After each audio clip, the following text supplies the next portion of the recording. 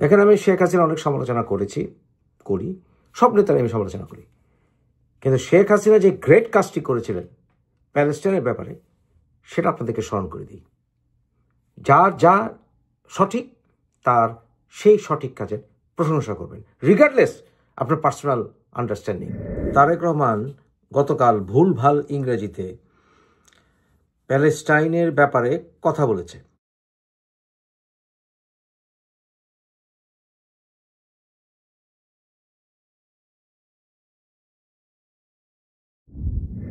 For the first time সে মোটামুটি একটু বড় স্ট্যাটাস দিয়ে কথা বলেছে, স্পেসিফিক কিছু কথা বলেছে, এটাকে জেনোসাইড বলেছে। ভালো, আমরা অনেকদিন ধরেই বলছি, আমি প্যালেস্টাইনের পক্ষে বহু বছর ধরে সংগ্রাম করে আসছি, সেটা আপনারা জানেন।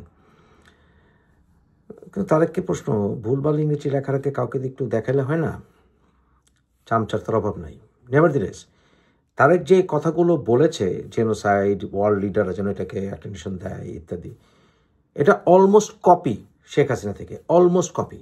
2024 সালে টার্কিশ এক সংবাদ মাধ্যমকে সাক্ষাৎকার দিয়েছিলেন শেখ হাসিনা 2024-এর ফেব্রুয়ারিতে, এবং সেই সময় উনি ঠিক সেম কথাগুলি বলেছিলেন, খুব জোরালোভাবে এবং স্ট্রেট ফরওয়ার্ড, কোনো ওই ফেসবুক টেকবুক স্ট্যাটাস না, ডাইরেক্ট।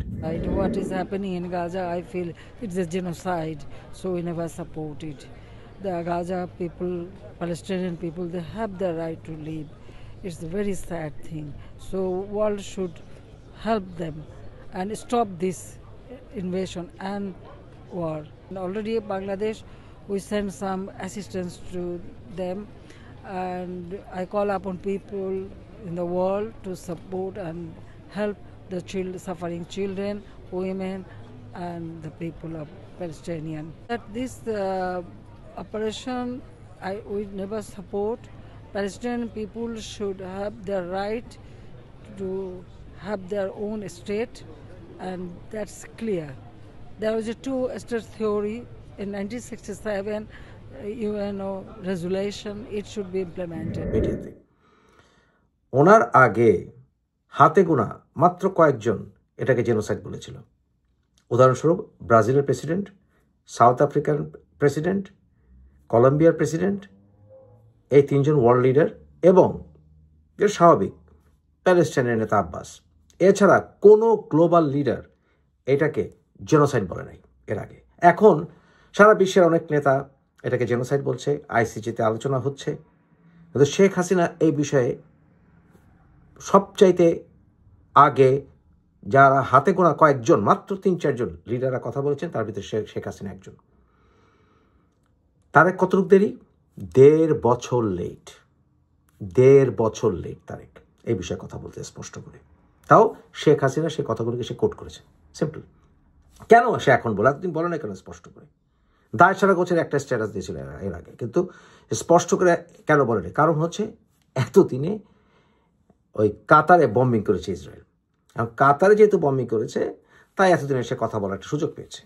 কারণ কাতারের সাথে ওয়েস্টার্ন গভর্নমেন্টের সম্পর্ক ভালো, এবং কাতার গভর্নমেন্ট এটাকে সিরিয়াসলি নিয়েছে, এবং বর্তমানে ইউএস এই বিষয়টা নিয়ে একটু এম্বারেসড অবস্থায় আছে, এবং রাশিয়া মধ্যপ্রাচ্যের পাশে দাঁড়িয়েছে, মুসলিম দেশগুলোর পাশে দাঁড়িয়েছে।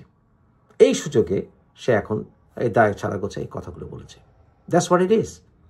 কিন্তু এতদিন যে মানুষ মূল্য জেনোসাইড চালাচ্ছে, কোনোদিন দেখেছেন ওকে কোনো কথা বলতে স্পষ্ট? কোনোদিন কোনো মিছিলে দাঁড়াতে দেখেছেন? লন্ডনে তো অনেক মিছিল হয়েছে, দেখেছেন? দেখেননি। কাতারের সাথে জামাতের খুব পীড়িত আছে। জামাতের হলি আর্টিজানে যে অ্যাটাকটা হয়েছিল, ওখানে কিন্তু যে শিক্ষক জড়িত ছিল সে কিন্তু কাতারে ছিল। এই পীড়িত কিন্তু নতুন না। আর কাতারের সাথে টার্কির সম্পর্ক অনেক গভীর, এবং টার্কির সাথে জামাতের অনেক আগে থেকে পীড়িত চলছে। বুঝেছেন কারণটা? 1.5 বছর লেট। রে, তুই আবার হবি লিডার? এবং এটার প্রমাণস্বরূপ গতকাল সে কিন্তু আরেকটা স্ট্যাটাস দিয়েছিল এই প্যালেস্টাইনের পক্ষে স্ট্যাটাস রাখে। সেটা কি? ওই আবার ভুলভাল ইংরেজিতে কাতারে যে ইসরায়েল বোমিং করেছে ওটার কন্ডেমনেশন। এখন দুইটাকে মিলান।